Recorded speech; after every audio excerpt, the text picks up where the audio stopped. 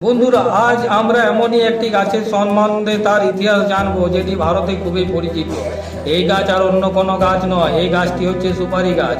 এই সুপারি গাছ আমাদের জীবনের একটা এমনই অঙ্গ যা আমরা সব সময় ব্যবহার করে থাকি। পূজা পাশা থেকে আরম্ভ করে বিবাহ পর্যন্ত এবং কি আমাদের সমস্ত সামাজিক অনুষ্ঠানে এই সুপারির প্রয়োজন হয়। চলুন দেখে নিই একবার এই যে সুপারি গাছ চাষ করাটা আমাদের ভারতবর্ষের কৃষকদের কাছে কতটা লাভজনক হতে পারে। আজ ভিডিওতে আরো কিছু থাকবে, তার চাষের পদ্ধতিও আমি এই ভিডিওতে এনেছি। সুপারি গাছের ইতিহাস। বন্ধুরা, সুপারি গাছের ইতিহাস বলার আগে আমি আপনাদের জানাই দিচ্ছি যে আমার ইউটিউবে চ্যানেল বৈচিত্র্যময় দেশ চ্যানেলটাকে যদি আপনারা এখনো সাবস্ক্রাইব করেননি তো অবশ্যই সাবস্ক্রাইব করে নেবেন আরেকটা ভিডিও পেতে।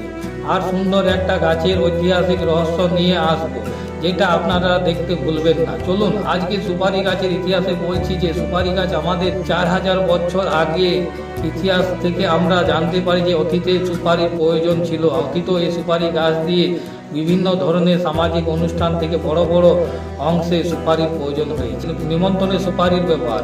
ভারতবর্ষের নিমন্ত্রণের প্রথমে সুপারির মাধ্যমে নিমন্ত্রণ দেওয়া হতো এবং বিভিন্ন দেবদেবীর পূজাতে ভারতবর্ষে বহু দেবদেবী আছে যাদের মধ্যে হিন্দু ধর্মে সুপারির দ্বারা সমস্ত দেবদেবীকে পূজা করা হয়। এই পান ছাড়া হিন্দু দেবদেবীদের পূজা করা যায় না, তাই হিন্দু দেবদেবীদের পূজাতে সুপারি পানের অবশ্যই প্রয়োজন আছে। সামাজিক অনুষ্ঠান। সামাজিক অনুষ্ঠান বলতে গেলে বিবাহ সুপারির ব্যবহার অনেক দেখা যায়। আমাদের বিবাহ অনুষ্ঠানে সুপারির প্রয়োজন আছে। প্রথমে নিমন্ত্রণ পত্রে সুপারির প্রয়োজন থাকে, পরে সুপারিকে হলুদ দিয়ে নিমন্ত্রণ দেওয়া হয়। এছাড়া কিছু কিছু ক্ষেত্রে বিবাহের ক্ষেত্রে সুপারির বড় বধূর গলায় বেঁধে দেওয়া হয়, যেটা একটা পবিত্র ফল বলে তাই বিবাহের সময় সুপারির প্রয়োজন হয়। এছাড়া বিভিন্ন আচার অনুষ্ঠানের ক্ষেত্রে সুপারির প্রয়োজন হয়েছে আর সুপারির প্রয়োগ করতেও দেখা যায়। তন্ত্র মতে সুপারির ব্যবহার। তন্ত্র ইতিহাস এবং সুপারির ব্যবহার হয়েছে ঘর বাড়ি বাঁধন থেকে আরম্ভ করে দেবদেবীকে পূজা করতে তন্ত্র মতে পবিত্র ক্ষেত্রে পূজা পর্বণে সুপারির প্রয়োজন হয়েছে।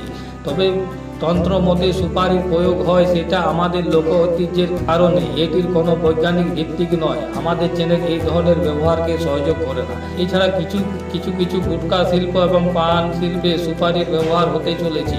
বর্তমানে গুটখা শিল্প ভারত ছাড়া পৃথিবীর বিভিন্ন দেশে গুটখা শিল্পের পান ও মশলার শিল্পের সুপারি প্রয়োজন হয়। পান ছাড়া সুপারি আর সুপারি ছাড়া পানের কোনো অস্তিত্ব নেই, তাই সুপারির প্রয়োগ খুব পরিমাণেই চলেছে। বর্তমানে একটা লাভজনক ব্যবসা হয়ে দাঁড়িয়েছে, কিন্তু স্বাস্থ্যগত দিক থেকে গুটখা মানুষের জীবনে ক্যান্সারের কারণ হতে পারে। এই জন্য গুটখার ক্ষেত্রে সুপারি না খাওয়ায় অনুমোদিত দেয় আমাদের চ্যানেল। এই ধরনের খাওয়াকে আমাদের চ্যানেল সহযোগ করে না। আপনি সুপারি গাছের চাষ করতে পারেন, কিন্তু সেটা ঐতিহ্যের পূজা পাশার দিক থেকে। কিন্তু চলুন তাহলে একবার আরো নজরে দেখে নিই সুপারি গাছ লাগাতে কি লাভ হতে পারে আপনার। বন্ধুরা, প্রথমত বলি সুপারি গাছ একটা দীর্ঘমেয়াদী গাছ। এটা 50 বছর বেঁচে থাকতে পারে। এই দীর্ঘমেয়াদীর কারণে এর উচ্চতাও প্রায় 50 ফুট থেকে 60 ফুট হতে পারে লম্বা। এই গাছ লাগানোর প্রথম দিকে একটুকু দেখাশোনা করলে মোটামুটি 5 বছর পর এই গাছে ভালো ফল পাওয়া যায়। এই সুপারি গাছের ফল যেহেতু একবার লাগালে বহু বছর 50 বছর থেকে আপনি ফল পেতে পারেন, তাই এর ব্যয়বহুল্য খুবই কম। একটা দীর্ঘমেয়াদী ফল আপনি পেতে পারেন। সেই ফল বিক্রি করে আপনি প্রচুর পরিমাণে অর্থ উপার্জন করতে পারেন। তাই সুপারি গাছ লাগানোর বর্তমান খুব লাভজনক। বহু কৃষক এই সুপারি গাছের চাষ করে প্রচুর টাকা আয় করছে। বর্তমানে ভারত সহ বাংলাদেশ, শ্রীলঙ্কা, মায়ানমার এবং বিভিন্ন দেশে সুপারি গাছের চাষ হয়। সবথেকে বেশি সুপারি গাছের চাষ ভারতবর্ষে হয়। ভারতবর্ষে সুপারি রপ্তানির বিশ্বের 1 নম্বর জায়গাতে রয়েছে। চলুন একবার জেনে নিই সুপারি গাছের চাষের পদ্ধতি। সুপারি গাছ ভারতবর্ষের এমনই জায়গায় দেখতে পাওয়া যায় যেখানে চাষে খুব বেশি করা হয়, সেটা হচ্ছে দক্ষিণ ভারত।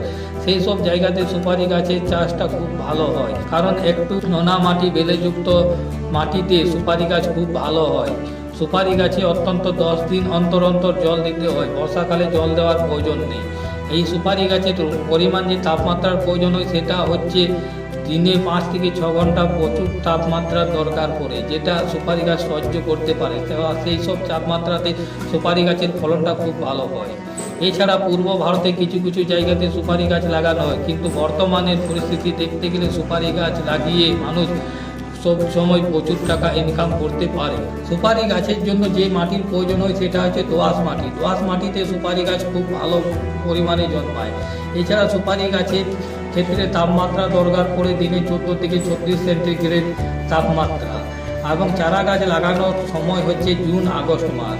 প্রতিটি সুপারি গাছের দূরত্ব আপনি রাখবেন 2 থেকে 2.7 মিটার থেকে আরম্ভ করে আপনি 3 মিটার পর্যন্ত ফাঁকা রাখতে পারেন সুপারি গাছে। গ্রীষ্মকালে 7 থেকে 10 দিন অন্তর আপনি জল দিতে পারেন, কিন্তু বর্ষাকালে কোনো জলের প্রয়োজন হয় না। সার প্রয়োগ ক্ষেত্রে সুপারি গাছে গোবর সার 12 থেকে 15 কেজি, ইউরিয়া 100 গ্রাম, এসএসপি 40 গ্রাম এবং এমওপি 140 গ্রাম মিশ্রণ করে পদে সুপারি গাছে দিলে সুপারির ফলন ভালো হয়। ফলন পাওয়ার ক্ষেত্রে আরেকটুকু যত্ন নিতে হবে। এছাড়া পর্যাপ্ত রোদ কিন্তু খুব দরকার, যেটা আমি আগেও বলেছি 5 থেকে 6 ঘন্টা পর্যাপ্ত রোদের দরকার। নিয়মিত সেচ, জৈব সারের ব্যবহার এবং মিল্চিং বছরে কিন্তু একবার আপনি অবশ্যই ছাঁটাই করবেন। রোগমুক্ত চারা নির্বাচন করার ক্ষেত্রেও আপনাকে ধ্যান দিতে হবে। সঠিক পরিচর্যা করলে একটি গাছে প্রায় আপনি 200 থেকে 400টি সুপারি পেতেন। সুপারি গাছে যেসব রোগগুলি হয় সেগুলো হচ্ছে ফ্রুট রুট বা রুট। আক্রান্ত পাতা যদি থাকে, সুপারিতে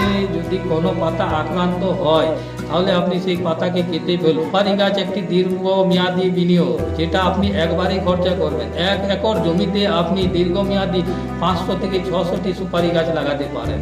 ভালো বাজার পেলে কৃষকরা উল্লেখযোগ্য আয় করতে পারবেন, কিন্তু সুপারি গাছের চাহিদা সারা বছর থাকে। বন্ধুরা, সুপারি গাছ শুধু একটি অর্থকারী ফসল নয়, এটি আমাদের সাংস্কৃতিক ঐতিহ্য এবং গ্রামীণ অর্থনীতির একটা গুরুত্বপূর্ণ অংশ।